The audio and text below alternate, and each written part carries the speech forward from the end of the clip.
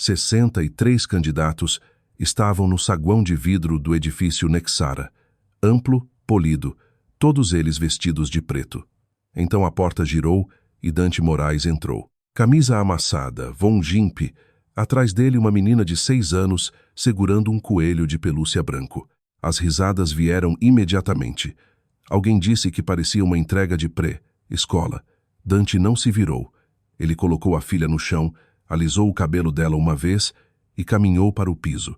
30 segundos depois, Raul Cruz, 115 kg de campeão regional de MMA, estava com o rosto para baixo no tatame. Ninguém riu depois disso, nem mesmo Lívia Castel, que havia se aproximado o suficiente para ver tudo, seu coração batendo mais rápido do que ela estava preparada para admitir. O homem que eles zombaram se tornaria o único entre ela e tudo o que ela estava prestes a perder.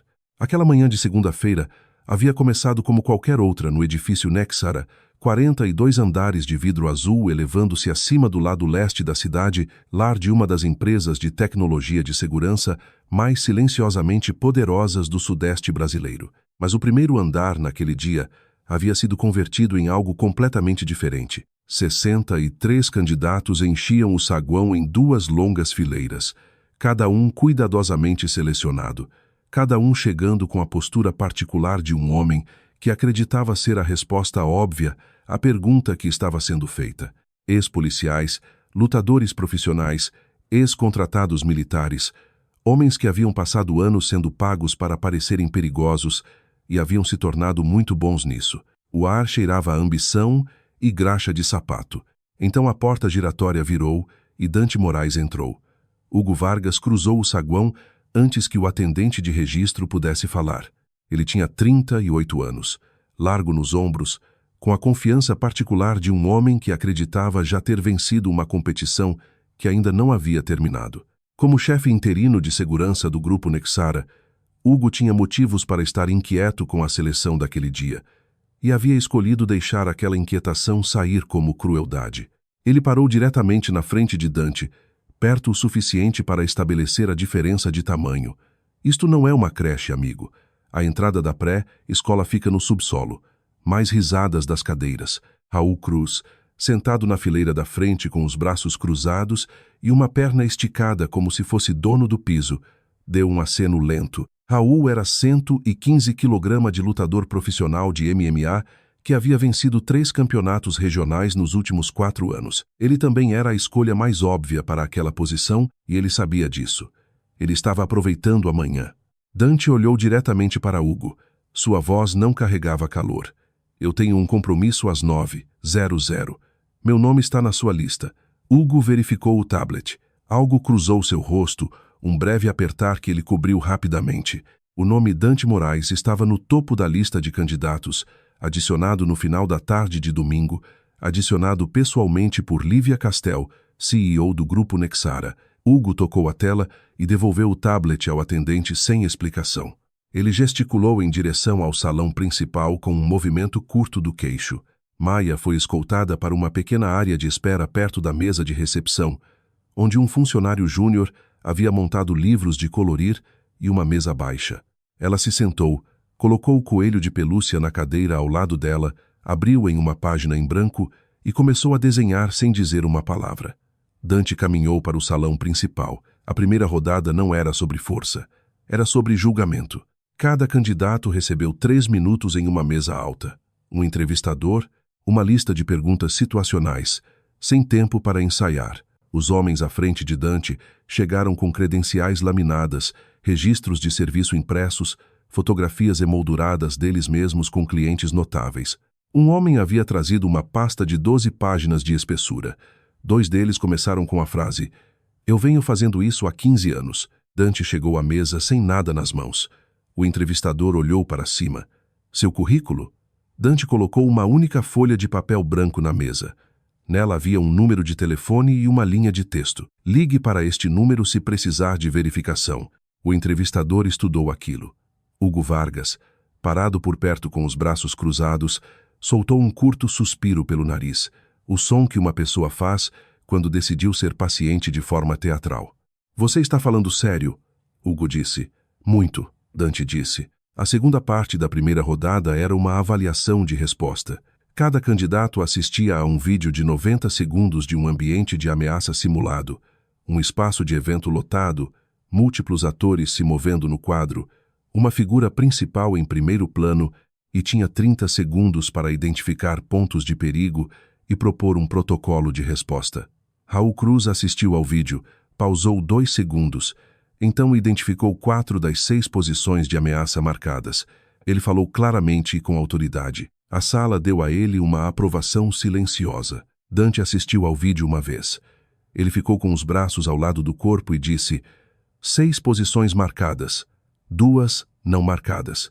A zona morta da câmera atrás da coluna 3, no lado esquerdo, dá um ângulo de abordagem não observado de aproximadamente 20 metros, e o homem de jaqueta verde mudou a posição da mão 3 vezes desde o início do vídeo. Ele está carregando algo que ainda não decidiu usar. A sala ficou quieta por 2 segundos. Hugo disse: palpite de sorte. Dante não disse nada. Ele voltou para o seu lugar. No 38º andar, Lívia Castel assistia à transmissão da sala de avaliação no monitor acima de sua mesa. Ela estava sentada em uma cadeira de encosto reto, com um bloco de notas no joelho que ela não havia escrito nos últimos 20 minutos. Sua assistente, Clara Mendes, estava parada perto da porta. Ele não parece o tipo usual. Clara disse com cuidado. Não, Lívia disse. Ele não parece. 3 semanas antes, um envelope sem marcação havia chegado à mesa de Lívia. Dentro havia um documento de 12 páginas, um resumo detalhado de um tal Dante Moraes, registro de serviço, avaliação de habilidades, perfil pessoal, sem nome do remetente, sem endereço de retorno. No final da última página, uma única frase digitada. Ela vai precisar dele. Lívia havia verificado o número do remetente. Ela ainda não havia recebido um nome em retorno. No monitor, Dante estava sentado em sua cadeira com a mesma expressão que tinha desde que entrara. Não entediado, não fingindo paciência, simplesmente presente. Lívia bateu a caneta uma vez contra o bloco de notas. Então ela a colocou para baixo. Quando o chaveamento para a rodada física foi afixado no quadro no salão principal, a sala leu com a atenção focada de homens que entendiam o que aquilo significava. A maioria dos confrontos era razoavelmente equilibrada. Um não era. Hugo Vargas havia agendado Dante Moraes contra Raul Cruz. Não foi um acidente. Hugo havia montado o chaveamento ele mesmo naquela manhã e havia colocado o confronto com a satisfação particular de um homem que acreditava estar resolvendo um problema. Se Dante Moraes, aquele pai solteiro quieto sem pedigree, anomalia que havia aparecido do nada na lista pessoal da CEO, pudesse ser removido de forma limpa na primeira rodada da avaliação física, então toda a questão poderia ser resolvida antes de se tornar inconveniente. Raul Cruz leu o chaveamento e sorriu. Não um sorriso cruel. Raul não era cruel por natureza. Ele simplesmente não via aquilo como uma disputa. Os outros candidatos se dirigiram para o anel externo da área do tatame. Alguns pegaram os telefones. O clima na sala havia se tornado algo entre entretenimento e preliminares. Eles iam assistir ao homem grande apagar o enigma, e então o dia faria sentido novamente. No andar de cima, Clara se inclinou perto do monitor e disse baixinho: Lívia, eles o colocaram contra o Cruz.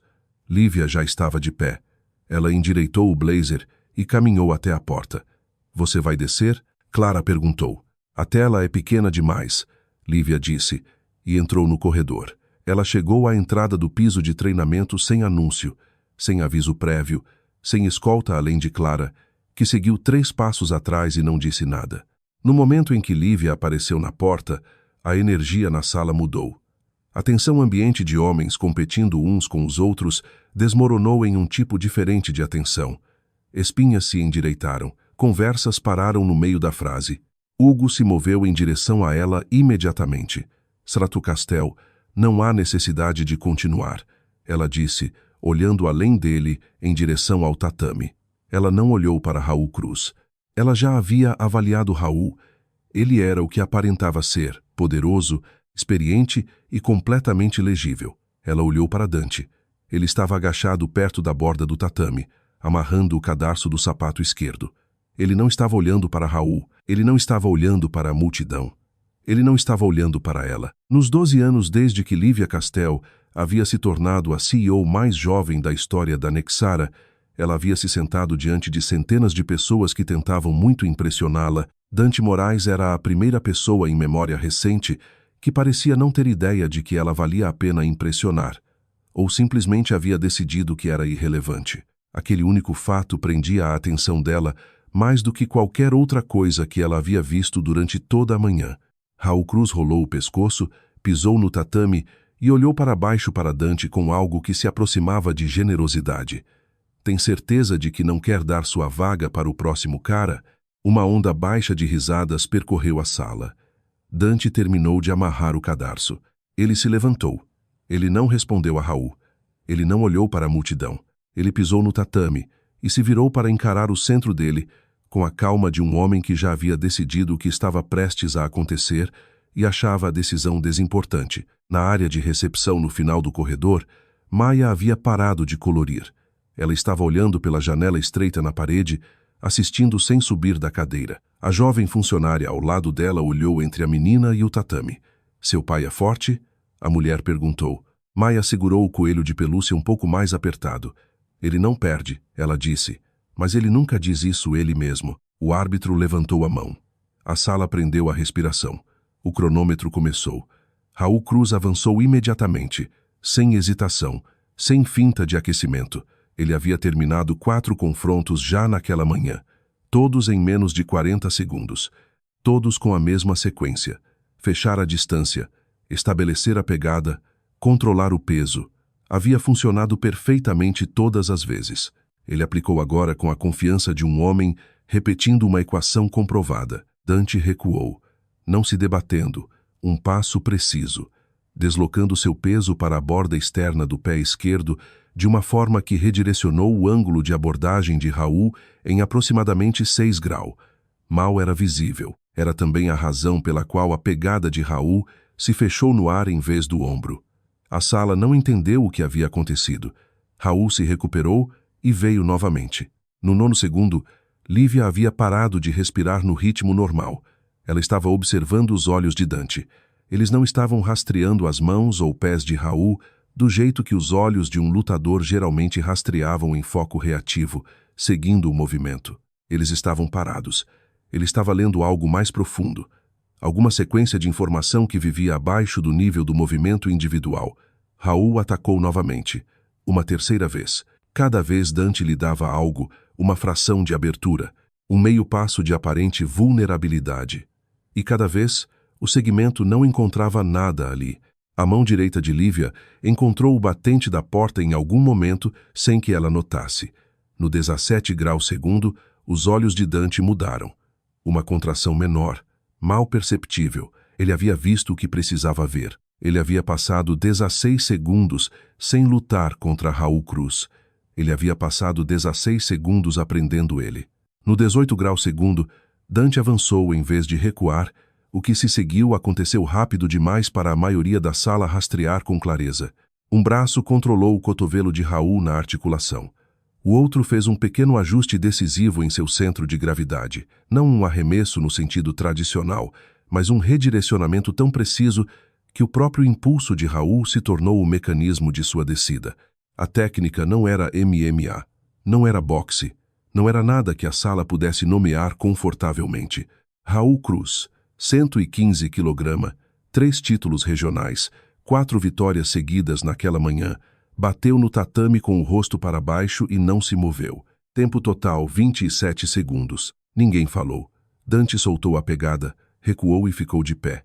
Sua respiração estava inalterada. Ele virou as mãos brevemente, uma verificação mecânica, nada mais, e saiu do tatame. Hugo Vargas estava segurando uma folha de papel. Ele não parecia consciente de que ela havia caído de sua mão, até que fez um pequeno som contra o chão.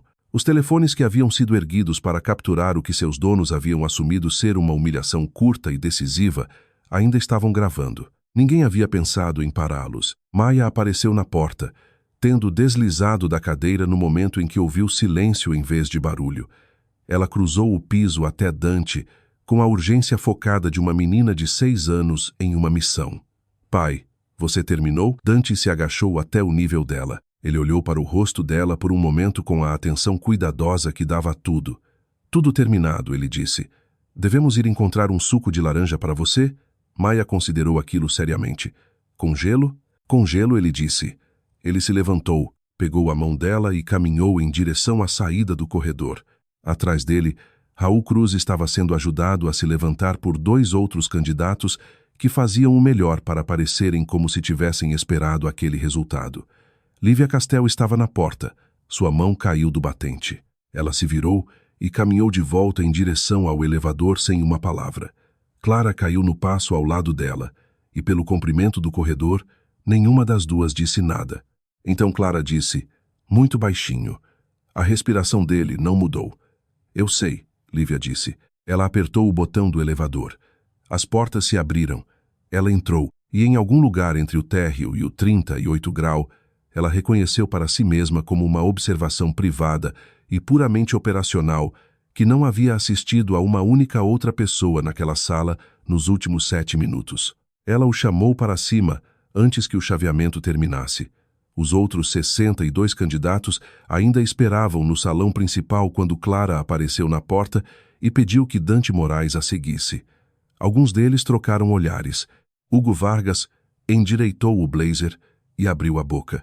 Mas Clara já havia se virado para o elevador, e Dante estava seguindo, e Maya estava ao lado dele com o coelho de pelúcia enfiado sob o braço, e nada daquilo havia sido submetido para aprovação. O 38 grau andar estava quieto do jeito que edifícios caros eram quietos, não silencioso, mas deliberadamente não perturbado. O escritório de Lívia ocupava o canto nordeste com janelas do chão ao teto que devolviam a cidade em seções retangulares limpas. Livros eram organizados por cor da lombada. Sua mesa tinha exatamente 3 itens: um monitor, um bloco de notas e um copo de água. Nada decorativo, nada pessoal. Maya entrou, parou e olhou ao redor com o foco avaliativo de uma criança que levava ambientes a sério. É bonito aqui, ela disse, mas não tem plantas. Lívia, que havia estado observando Dante de trás de sua mesa, olhou para a menina. Um momento passou. Eu sei, ela disse. Então ela olhou de volta para Dante e a conversa sobre plantas terminou. Embora algo sobre aquilo tenha ficado na sala, ela deslizou uma pasta pela mesa. Sente-se. Ele se sentou. Maya se acomodou na cadeira ao lado dele, abriu um pequeno caderno do bolso do casaco e começou a desenhar sem ser pedida. Lívia perguntou sobre a técnica no tatame. Ele disse que vinha de treinamento específico em ambientes específicos. Ele não elaborou. Ela perguntou sobre o registro de serviço dele.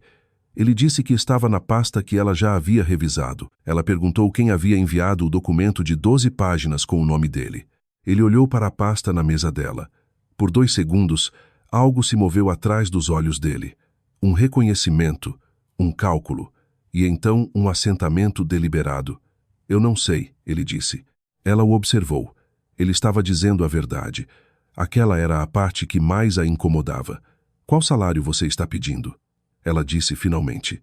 Ele deu a ela um número. Era razoável, não suspeitamente baixo, não inflacionado. Era o número de alguém que havia pensado sobre o que o trabalho valia em vez do que o mercado suportaria. Ela assinou o contrato sem renegociar. No térreo, Hugo Vargas recebeu a notícia no telefone. Ele ficou no corredor do lado de fora do salão principal, olhou para a tela por um longo momento e então ligou para um número que não aparecia no diretório da empresa Nexara. A chamada durou 40 segundos. Depois ele colocou o telefone no bolso, alisou a frente do blazer e voltou para dentro para concluir o resto da seleção como se nada tivesse acontecido. Os primeiros 7 dias, Dante trabalhou como uma sombra. Ele ficava exatamente um passo atrás de Lívia, não 2, não ao lado dela, um passo. O posicionamento era preciso o suficiente para que Lívia notasse no segundo dia e não dissesse nada porque não havia nada a dizer sobre aquilo. Estava correto. Era como devia ser feito. Ele sabia quais portas tinham dobradiças atrasadas antes de alcançá-las. Ele lia as salas de reunião antes que ela entrasse nelas. Não de forma conspícua, apenas uma pausa de meio segundo no limiar. Olhos se movendo uma vez pelo espaço. Ele sabia quando alguém em uma sala carregava tensão antes que a conversa revelasse.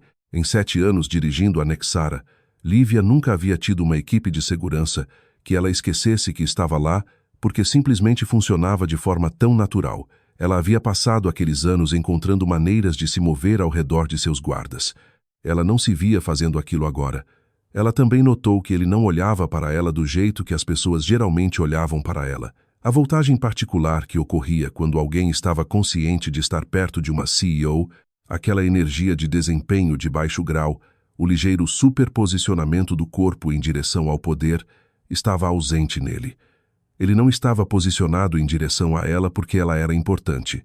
Ele estava posicionado em direção a ela porque ela era a responsabilidade dele. A distinção era tão familiar que demorou 3 dias para ela nomeá-la. No 5º dia, a creche ligou ao meio-dia. A babá habitual da tarde de Maia tinha uma emergência familiar e não podia pegá-la. Dante veio até a porta do escritório de Lívia e falou brevemente com Clara. Então Clara entrou e contou a Lívia o que havia acontecido, enquadrando como uma complicação logística que exigia a ausência dele pela tarde. Lívia disse, "Traga ela aqui." Clara pausou. Lívia já havia se virado de volta para a tela. Maia chegou 45 minutos depois com sua mochila e seu kit de colorir. Ela disse olá para Lívia, colocou o coelho de pelúcia no canto do sofá da sala de espera e se sentou com seus materiais e trabalhou quietamente pela totalidade da tarde sem interrupção. Às 16h30, ela caminhou até a porta aberta do escritório de Lívia e estendeu um pedaço de papel dobrado. Lívia abriu. Era um desenho em giz de cera, 3 figuras na frente de uma casa. Uma figura alta com linhas escuras para um blazer. Uma figura com cabelo longo e um vestido cinza. Uma figura pequena segurando algo branco e redondo, que presumivelmente era o coelho de pelúcia. Na frente da casa, havia uma árvore com folhas verdes e o que pareciam maçãs, ou possivelmente enfeites. O céu era amarelo. Lívia olhou para aquilo por um longo tempo. Ela dobrou com cuidado e abriu a gaveta superior esquerda de sua mesa e colocou lá dentro. Ela não colocou na lixeira de reciclagem embaixo da mesa, que era onde o papel sem relevância operacional ia. Aquela noite, Lívia recebeu um e-mail de um endereço anônimo. A mensagem tinha 9 palavras. Você está sendo vendida e ainda não sabe. Anexado estava uma captura de tela de uma cláusula de um contrato que ela havia assinado 6 meses antes, um acordo de framework de fusão com a Vantage Tech liderado por Isaac Torres. A cláusula tinha um pequeno marcador de sessão no final, sessão 9. Ela ligou para sua equipe jurídica. Seu advogado de contratos principal não atendeu. A assistente dele ligou de volta 40 minutos depois com uma explicação que parecia cuidadosamente construída. Lívia ficou sentada à mesa depois da chamada e olhou para a declaração de missão emoldurada na parede do outro lado sem vê-la. Dante estava parado perto da janela. Ele havia estado lá desde que ela terminara a chamada. Ela disse, "Você sabe alguma coisa sobre isso?" Ele disse, "Ainda não o suficiente, mas estou olhando." O jantar com Isaac Torres foi arranjado para a noite de quinta-feira em um restaurante no 40º andar do Hotel Meridian, o tipo de lugar onde a iluminação era projetada para fazer pessoas poderosas parecerem confortáveis. Torres tinha 62 anos. Ele tinha a benevolência polida de homens que haviam aprendido que parecer inofensivo era uma estratégia mais eficaz do que parecer forte. Ele se levantou quando Lívia chegou, expressou prazer que soava genuíno e pediu uma garrafa de vinho de uma lista que custava mais do que o aluguel mensal da maioria das pessoas. Ele reconheceu Dante com um olhar breve, o olhar particular de um homem que havia acabado de completar uma avaliação precisa e achado que valia notar. A refeição passou por suas etapas iniciais com a qualidade de performance de 2 negociadoras habilidosas que haviam concordado em aproveitar o teatro da coisa. Torres falou sobre a parceria com a Vantage. Ele usou palavras como sinergia e família sem constrangimento. Ele mencionou 3 das iniciativas de Lívia pelo nome de formas que mostravam que havia feito a pesquisa. Então, durante o prato principal, ele disse as palavras como se não estivessem carregadas. Os benchmarks do 4º trimestre, é claro, serão um momento natural de alinhamento dado à sessão 9. Lívia colocou o garfo para baixo, com um movimento cuidadoso de alguém que não permite que as mãos expressem o que o rosto não vai. Por dentro, algo caiu e continuou caindo. Ela disse, "É claro." Torres sorriu com o calor de um homem que acreditava já ter vencido. Quero ser claro, Lívia. Não sou um adversário. Sou simplesmente pragmático. Ela olhou para ele. Eu aprecio a clareza, Isaac. No carro depois, a cidade passava pelas janelas em listras de luz branca e âmbar. Dante dirigia. Nenhum dos dois falou pelos primeiros 20 minutos. Então Lívia disse, você leu o contrato antes de aceitar este emprego? Primeira manhã, Dante disse. Seção 9, seção 14 e apêndice C. Uma pausa. Ela olhou para o reflexo dele no espelho retrovisor. Por que você leria meus contratos? Eu não posso proteger você se não entender o terreno onde você está pisando. Ela o observou no espelho. Ele estava olhando para a estrada. Sua mandíbula tinha uma linha de tensão que não havia estado lá durante o jantar, o que significava que ele havia estado performando calma naquele restaurante do jeito que ela havia, e ela não havia notado até agora. Aquela realização se assentou no peito dela e ficou lá.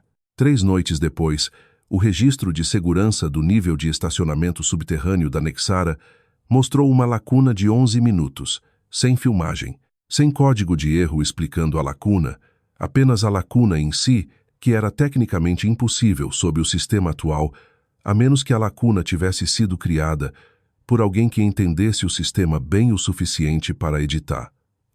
Dante encontrou durante sua revisão padrão de fim de dia. Ele não reportou imediatamente. Ele fez uma cópia do registro, fechou o original e ficou sentado por um longo tempo no escritório de segurança no 2º andar, olhando para a janela de 11 minutos. Ele havia passado 4 anos em uma unidade de forças especiais do Exército Brasileiro que se especializava em identificar comprometimentos internos de rede, situações onde a ameaça não vinha de fora, mas de dentro de uma estrutura confiável. Ele sabia como era a arquitetura inicial de uma traição. Ele estava olhando para ela agora. Hugo Vargas tinha acesso ao sistema de câmeras. Hugo Vargas tinha um número de telefone em seus contatos que não pertencia à Nexara. E Hugo Vargas havia estado no edifício durante aqueles 11 minutos. Dante fechou o laptop e começou a construir um tipo diferente de registro. A conversa sobre Clara aconteceu na 12ª noite. Maia havia começado a tossir por volta das 15:00. Nada alarmante, mas às 18:00, ela tinha uma febre baixa e a expressão particular de uma criança que estava gerenciando seu desconforto com determinação um pouco excessiva. Dante veio até o escritório de Lívia às 18:15 e perguntou com a economia de palavras que o definia se ele poderia sair às 19:00 em vez de 20:00. Lívia se levantou e pegou o casaco. Ele olhou para ela. Você não precisa. Eu sei, ela disse. O apartamento dele ficava no 14º andar de um edifício 12 quarteirões ao norte. Era limpo e pequeno e continha quase nada que não fosse funcional, exceto por um canto da sala de estar, que pertencia inteiramente a Maia. Desenhos cobriam a parede em uma galeria densa e sobreposta. Livros estavam empilhados em colunas brilhantes por altura. Uma cesta baixa segurava um arranjo de animais de pelúcia em alguma ordem que parecia ter sua própria lógica interna. Lívia se sentou na borda da cama de Maia enquanto Dante foi fazer sopa na cozinha. Maia olhou para ela do travesseiro com a calma avaliativa de uma menina de 6 anos que avaliava se aquela visitante ia dizer algo útil. Você tem uma mãe? Maia perguntou. Sim, Lívia disse. Ela está por perto? Ela está ocupada. Não nos vemos muito. Maia considerou aquilo com a seriedade de um juiz revisando nova evidência. Meu pai também é ocupado, ela disse, mas ele sempre está aqui. Mais tarde, depois que Maia estava dormindo e as tigelas de sopa haviam sido lavadas, eles se sentaram à mesa da cozinha com 2 xícaras de chá. O edifício fazia seus sons noturnos. A cidade pressionava sua luz contra o vidro da janela. Lívia perguntou sobre a mãe de Maia. Dante ficou quieto por tempo suficiente para que ela se perguntasse se havia perguntado algo que não devia. Então ele virou a xícara uma vez nas mãos e disse que o nome dela era Clara, que ela havia sido morta em um acidente de carro 3 anos atrás quando Maia tinha 3, que ele havia estado em uma missão quando o chamado veio, que ele havia estado em um transporte para casa em 6 horas e fora de serviço em 60 dias, e que não havia voltado. Ele disse tudo aquilo do jeito que fazia a maioria das coisas, diretamente, sem ornamentação, sem pedir uma resposta particular.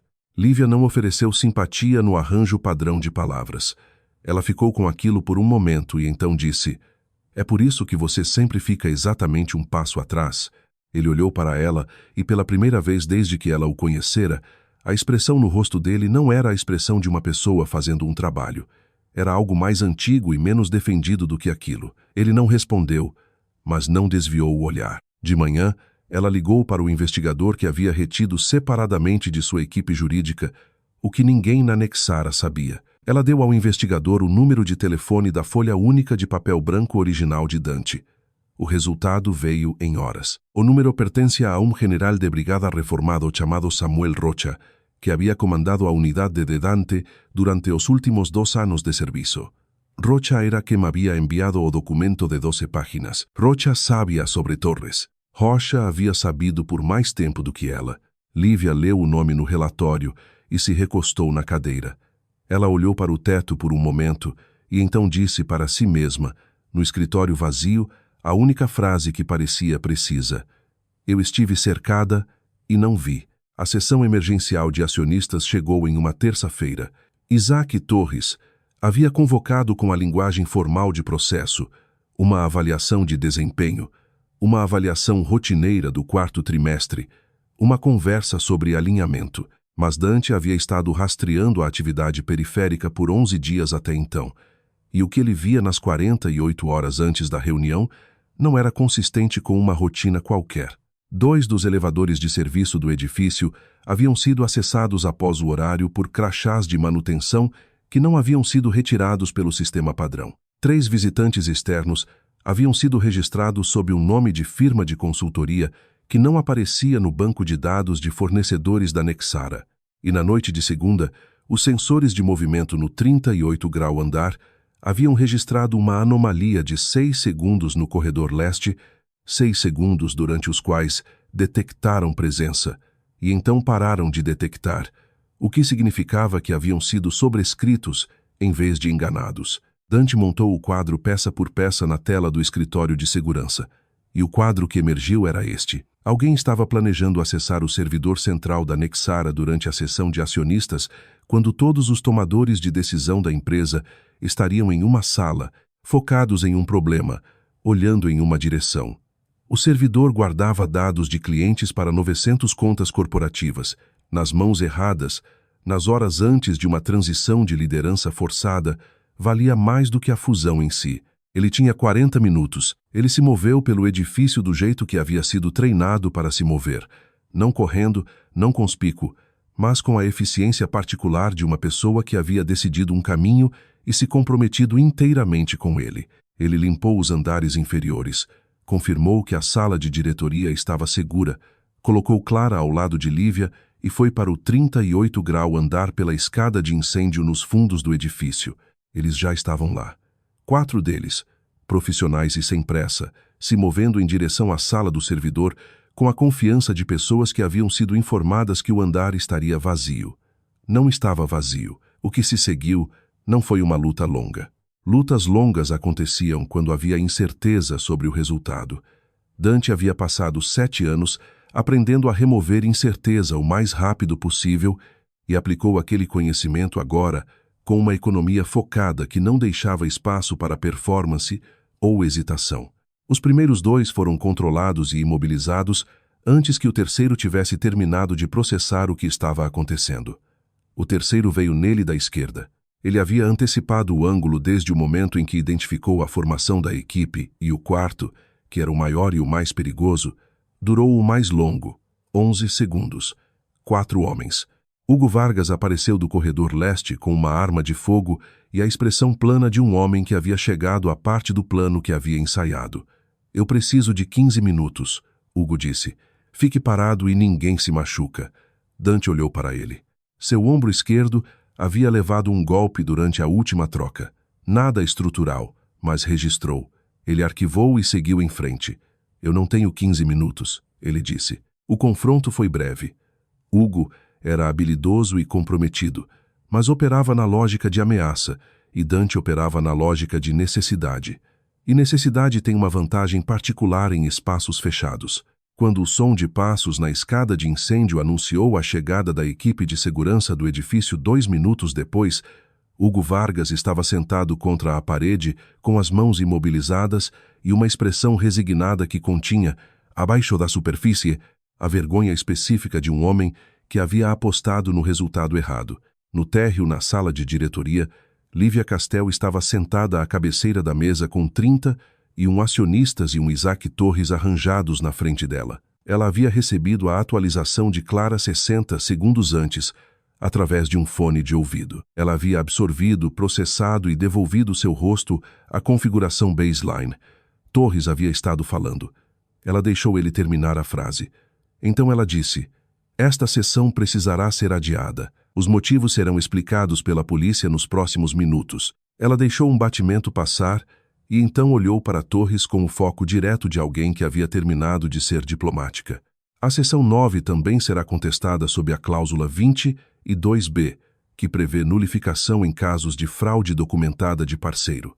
Eu tenho a documentação. Torres ficou muito parado. Eu venho construindo o arquivo, ela disse, há 8 dias. O hospital não era onde Dante havia pretendido terminar sua terça-feira. Ele recusou a primeira ambulância com a mesma energia que aplicava à maioria das coisas que não precisava.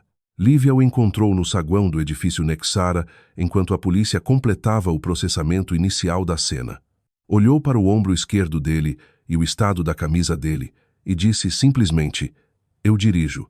Ele começou a dizer algo. Ela ergueu as chaves. Na mesa de triagem de emergência, ela deu o nome dele e informações de seguro de memória. Ela havia revisado todos os arquivos de pessoal no fim de semana seguinte à contratação dele, um fato que não havia mencionado a ele. A enfermeira de triagem olhou para ela, e então para Dante, e então de volta para ela com uma ausência diplomática de suposição. Na sala de exame, enquanto esperavam pelo médico atendente, Lívia pegou a gaze da prateleira de suprimentos e começou a trabalhar no corte no antebraço dele. Ela fez aquilo sem pedir permissão, o que ele achou notável. "Você sabe fazer isso?" Ele disse. "Não," ela disse, "mas eu aprendo rápido." Ele a observou trabalhar por um momento e não disse nada mais. Maia chegou 35 minutos depois na companhia de Clara, que havia ligado para a babá e então dirigido até lá quando a babá não atendia. A menina veio pela porta com o coelho de pelúcia sob um braço e cobriu a distância entre a porta e a cama do pai em aproximadamente 4 passos.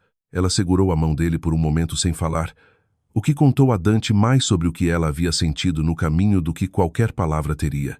Então Maia olhou para Lívia com a avaliação cuidadosa que aplicava a perguntas que importavam. "Acerta. Castel é o motivo de o papai ter se machucado?" Ela perguntou. Dante disse: "Não. O papai se machucou por causa do que o trabalho precisava que ele fizesse." Maia considerou aquilo. O raciocínio era aceitável. Ela se virou de volta para Lívia, e o que quer que tenha encontrado no rosto da mulher pareceu satisfazer alguma pergunta adicional que ela não havia falado em voz alta. "Você pode ficar?" Maia perguntou. "Eu não quero que o papai fique sozinho quando está machucado." Lívia olhou para Dante. Ele estava olhando para a parede acima da cama com a atenção focada de alguém que havia decidido estudar a tinta com muito cuidado.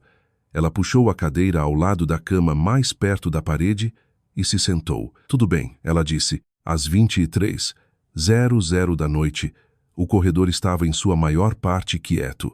Maia estava dormindo no banco da sala de espera na parede oposta, sua cabeça descansando no blazer de Lívia, o coelho de pelúcia encaixado no espaço entre seu queixo e seu peito. Lívia sentou sem se mover, sua mão descansando levemente na borda do banco perto do ombro da menina.